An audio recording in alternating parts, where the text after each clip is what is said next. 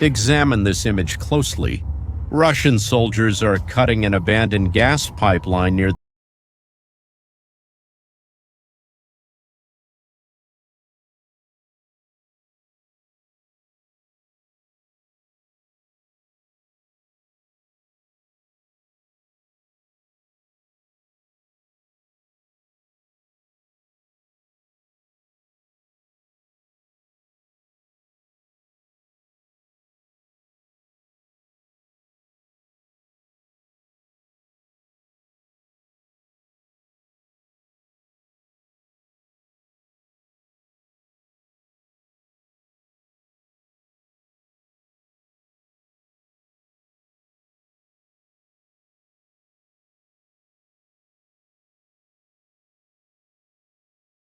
To understand this operation, you need to know where Kupyansk is and, most importantly, why this city is so important in this war.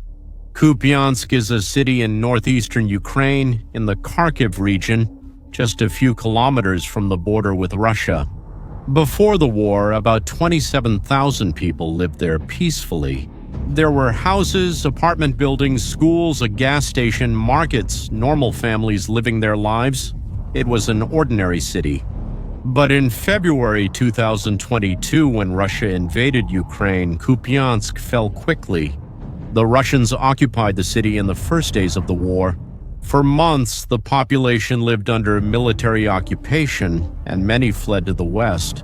Those who stayed lived in fear, not knowing what would happen the next day. In September 2022, Ukraine launched a lightning counteroffensive in the Kharkiv region and liberated Kupyansk. It was an important victory, a moment of hope. But the city was very close to the front line, just a few kilometers from the Russian positions, and because of that, it never truly had peace. Artillery attacks continued, rockets fell regularly, most civilians never returned, and now, at the end of 2025, Russian forces are trying to regain control. They want Kupyansk back at any cost. The city has great value, mainly strategic. From there, Ukraine can control important supply routes and rail lines. Whoever controls Kupyansk controls access to that entire region. And that's why Russian soldiers had a bold and very dangerous idea to take the city, near the small village of Lyman-Pershe, south of Kupyansk. There are abandoned gas pipelines, wide tunnels that used to transport natural gas through the region, connecting cities and industries. But with the war, many of these pipelines were deactivated and abandoned. The Russian soldiers cut openings in these pipelines using special cutting tools. They pump out the residual gas because any spark, any ignition could cause an explosion, a catastrophe. It's a risky, slow, and claustrophobic job. So, in small groups of 3 or 4 men, they go in using adapted carts, almost like those old mine carts. They move slowly underground in almost total darkness. Some use flashlights, but the light is dim, it's cramped, damp, cold. The air is heavy, it's claustrophobic, dangerous, but it takes them directly into the city without being seen by surface defenses, without being detected by drones, without passing through Ukrainian trenches. When they reach the right point, previously calculated in the operation planning, they cut another opening from the inside out and emerge in the middle of Kupyansk. The plan works. Russian infantry groups start to appear inside the city as if they had come out of nowhere. Occupying houses and apartment buildings, they quickly spread throughout the residential sector, trying to anchor themselves in defensive positions. Before the Ukrainians realize what's happening, they break windows, set up machine guns, and prepare firing positions. But there's a big problem for the Russians. Ukrainian forces have reconnaissance drones everywhere, constantly flying over the city, and they've just detected the infiltration. Suspicious movements in houses that should be empty, armed men where there shouldn't be anyone, the alarm is raised. Pay close attention here, because you're about to see the impressive way Ukrainian forces operate in urban combat. A Ukrainian assault group is immediately dispatched to the area. These are highly trained soldiers, many of them with months or even years of combat experience. They carry grenades, assault rifles, ballistic vests, helmets, and most importantly, great courage. The group commander indicates the direction on a tablet linked to the reconnaissance drone. He shows where the Russians are. The group advances in tactical formation, moving from cover to cover using the destroyed walls and abandoned cars to protect themselves. They approach a building where the Russian infantry has just taken position. There's no time for a siege, no time for negotiation. It's a direct attack. First, grenades through the windows, boom, boom, boom. The explosions reverberate throughout the building. Then they enter quickly and aggressively. Every corner is swept with fire, every door is checked, every room is cleared. Every potential ambush position is neutralized before the enemy can react. Within minutes, the Russians occupying that building are neutralized, some killed, others wounded, and some managed to escape through the back. But this is just the beginning. Dozens of Russian infiltrators are scattered across the city. They are in multiple buildings on various streets. And now a deadly hunt begins, house by house, street by street. It's an exhausting, dangerous job where every door could be hiding a deadly ambush. The Ukrainian forces are not fighting alone. They have American armored vehicles, the Humvees and Bradleys, which were sent as part of the United States military aid. These vehicles make a big difference. In urban combat, a Humvee carrying Ukrainian soldiers advances through the residential area. Its wheels crush the rubble of destroyed houses. Suddenly, shots come from above. The Russians, infiltrated in the 5-story buildings, start shooting from windows and balconies. The Humvee is hit several times. One of the bullets pierces the radiator. Smoke starts coming out of the engine and the vehicle stops. The soldiers know they're in great danger. They quickly jump out through the side and rear doors, take defensive positions behind the damaged vehicle itself, and start returning fire. A Russian drone appears in the sky. It's a small first-person view drone, the kind controlled by operators. Miles away, it's carrying a grenade attached underneath. The operator guides the drone to the Humvee and drops the grenade, which explodes right next to the vehicle. The explosion is strong and shrapnel flies in all directions. The Humvee is completely lost. Now on fire, the Ukrainian soldiers are trapped, surrounded by enemies from multiple directions. Shots are coming from the buildings, from the houses, from all sides.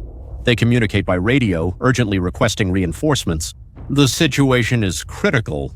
And then, coming down the street at full speed, a Bradley appears. The Bradley is an American infantry fighting vehicle. It's much more powerful than a Humvee. It has thick armor that can withstand machine gun fire and even some types of explosives. It has a 25mm automatic cannon that fires explosive projectiles capable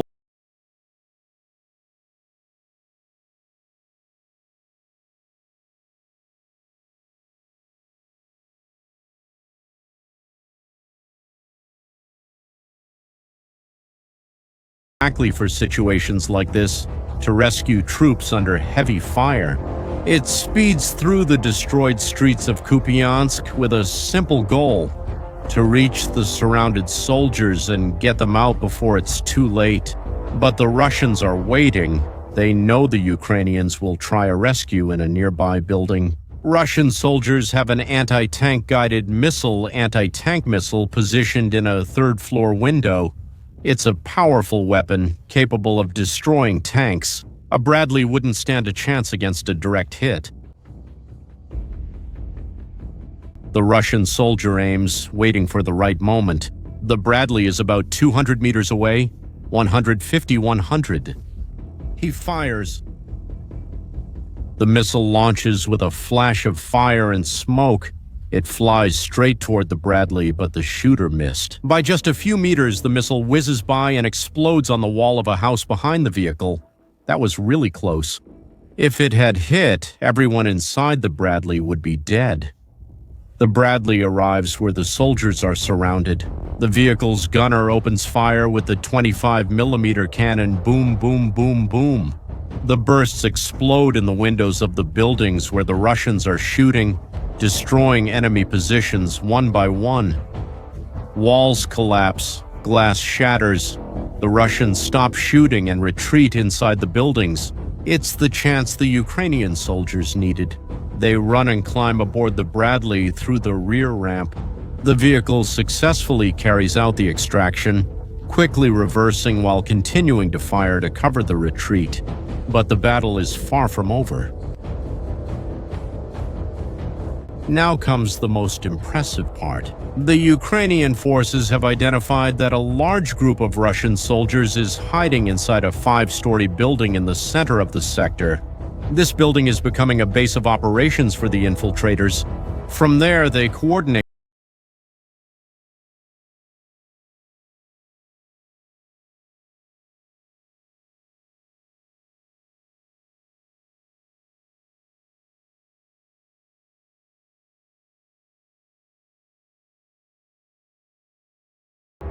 A second Humvee approaches the area, but this one isn't carrying assault soldiers, it's carrying explosives. Demolition specialists, men trained specifically for this kind of work, get out of the vehicle carrying heavy backpacks. They run toward the building. The situation is very dangerous. They're exposed, but they need to be quick. They enter through the basement of the building, going down the dark stairs below, and they start working. They drag the heavy explosive charges, probably dozens of kilos of C4 or similar explosives, and place them on the building's structural pillars. These pillars are what keep the building standing. Destroy them and everything collapses. It's precise science and technique. They connect the detonators, check the connections, prepare everything. Meanwhile, up above, the Russian commanders watch everything through their own drones. They see the Humvee, see the men entering the building. They realize what's happening and go into total panic. They start broadcasting desperate messages over the radio to their soldiers inside the building. Get out now. They're going to blow up the building. Evacuate immediately. But it was already too late. The demolition experts finish their work, check everything one last time, and run back to the Humvee. The vehicle speeds off, tires skidding over rubble as it quickly leaves the danger zone. They position themselves at a safe distance. The command is given over the radio: 3, 2, 1. The explosion. The detonation is massive. The sound echoes throughout the city. The charges explode almost simultaneously, destroying the support pillars. The building starts to collapse. First the central core, then the sides. Tons and tons of concrete, metal, glass. Everything collapses in a gigantic cloud of dust and debris. Russian soldiers who were inside on the upper floors didn't have time to escape. They are buried in the rubble. Some die instantly, others are trapped. During the following hours, Ukrainian assault groups continue to systematically sweep the city. They find Russian soldiers trying to escape back into the tunnels. Some are captured and taken prisoner. Others are eliminated in quick and violent clashes. The Ukrainians also discover abandoned equipment, weapons, ammo, and radios. A Russian truck carrying military equipment tries to leave the city by the main road. It's probably carrying supplies, ammunition, or even wounded soldiers. The Ukrainians spot it and intercept it with rocket-propelled grenade launchers. They are fired. The truck is hit multiple times. It catches fire immediately, and worse, the ammunition inside starts to explode. Secondary explosions rip through the vehicle. The Ukrainian commander realizes the danger and orders the group to retreat immediately when the ammunition starts exploding. No one knows what will happen. There could be grenades, there could be rockets, anything. At the end of the day, the Russian infiltration is completely neutralized, and the surviving Russians either flee or are captured. The gas tunnels are discovered and blocked with explosives so they can't be used again. Kupyansk remains under Ukrainian control. The city is destroyed, full of craters and ruined buildings, but it is still Ukrainian. This was just another day in the nearly 4-year-long brutal war for Kupyansk. Well, it goes on every day, with artillery, with drones, with small attacks, and no one knows when it will end. Now I want to know your opinion. In your view, what was the riskiest decision in this operation? Leave your answer in the comments. If you enjoyed this content, share it with your friends and subscribe to the channel so you don't miss the next videos. See you next time.